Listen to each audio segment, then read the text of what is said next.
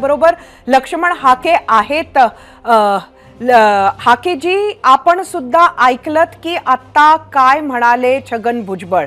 एकंदरीत ते सुद्धा उद्या येणार आहेत आणि आपल्याला रिक्वेस्ट करणार आहेत की आपण आपलं उपोषण सोडावं।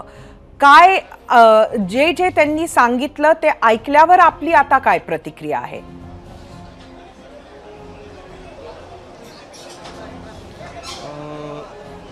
आत्ताच्या त्यांच्या प्रेसमधून मला सगळे सोयऱ्यांसंदर्भात काय चर्चा झाली किंवा जात प्रमाणपत्र हे पॅन आधारला लिंक करावं, ही योजना चांगली आहे असं त्यांच्याकडून मला उत्तर मिळालं। या माझ्या 2-3 मागण्यांवरती तर सकारात्मक चर्चा झाल्याचं यावरून दिसतं।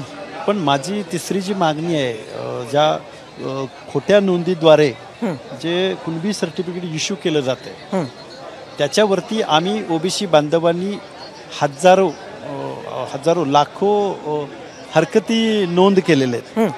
त्या हरकतींचं झालं काय, त्याच्या बाबतीमध्ये शासनानं आम्हाला एक श्वेतपत्रिका किंवा काय केलं त्याच्यावरती या गोष्टी आम्हाला कळाव्यात असं वाटतं। म्हणजे उद्या आपण पहिले ती चर्चा करणार आणि मगच निर्णय घेणार असं म्हणायचं का? मगच निर्णय घेणार। आणि जे शिष्टमंडळ गेलं होतं हे मान्यवर मंडळींचं होतं, सर्वसमावेशक होतं। त्या लोकांनी सकारात्मकच चर्चा केली असेल अशी आशा आहे। परंतु ओबीसी बांधवांचं समाधानकारक जर उत्तर जर उद्या नाही मिळालं तर मग आंदोलन हे चालूच राहील। आपण आत्ताच हाकेजी आपण आमच्या बरोबर राहाच, मात्र दुसरीकडे आता आपल्या बरोबर आहेत मनोज जरांगे। मनोज जरांगे अगदी थोड्या वेळात आपल्या बरोबर असणार आहेत। ते आपल्याशी कनेक्ट होत असताना परत एकदा लक्ष्मण हाके यांच्याकडे जाऊया। हाकेजी, एक अजून महत्त्वाचा मुद्दा जो छगन भुजबळ यांनी मांडला आणि तो होता की खोट्या नोंदी झाल्या आहेत काही, असं मान्य झाल्याचं दिसतंय शिष्टमंडळाच्या चर्चेमध्ये आणि त्याच्यावर कारवाई केली जाईल असं सुद्धा त्यांनी म्हटलंय।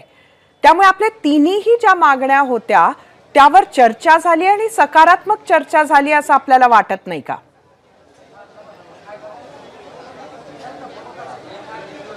सकारात्मक चर्चा झाली आणि आमचं जे शिष्टमंडळ गेलं होतं त्यांच्यावरती माझा पूर्णतः विश्वास आहे, त्याबद्दल वादच नाही। पण ओबीसीनी ज्या हरकती घेतलेल्या आहेत त्या हरकतीचं काय झालंय, माझ्याकडं अर्लियर करेक्शनच्या माध्यमातून ज्या नोंदी वगैरे त्या डॉक्युमेंट सोशल मीडियावरती फिरतायत, जे प्रशासनामध्ये काम करणारी लोक आहेत, माझ्याकडे खूप पुरावे आहेत, माझ्याकडे तशा नोंदी आहेत। वेळ प्रसंगी मी त्या शासनालाही दाखवू शकतो, पेनाने खाडाखोड केलेल्या जुनी नोंद आणि आत्ताची पेनाने दिलेली नोंद।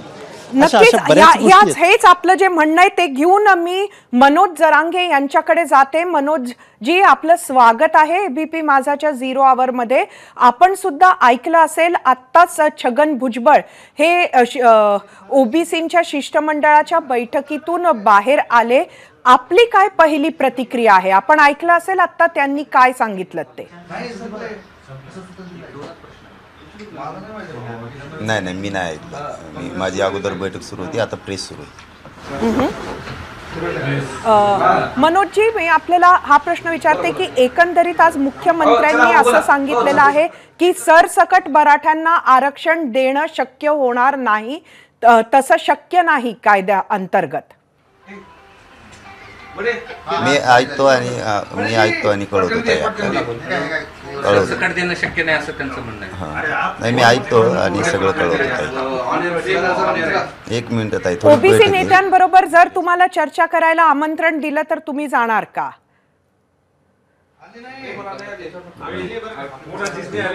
ओबीसी नेत्यांना आमंत्रण दिलं तर तुम्ही जाणार? ओबीसी नेत्यांनी तुम्हाला ओबीसी नेत्यांबरोबर आमंत्रण तुम्हाला चर्चेला दिलं तर तुम्ही जाणार का?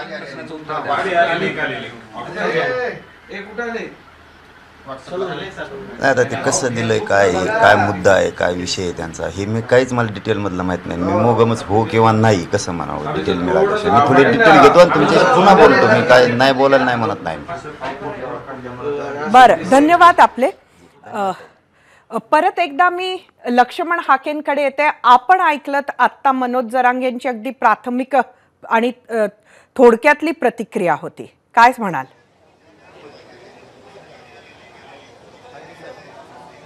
माझी तयारी आहे या महाराष्ट्रामधल्या या ओबीसी रिझर्वेशन संदर्भात प्रत्येक आघाडीवरती माझी, त्यांच्या जरांगे साहेबांची जरी तयारी नसली चर्चेची तरी त्यांचे सल्लागार असतील, लॉयर असतील, जज असतील किंवा अजून कोण मराठा समाजाचे नेते असतील, त्यांनी माझ्याबरोबर म्हणजे आमच्याबरोबर चर्चेला यावं.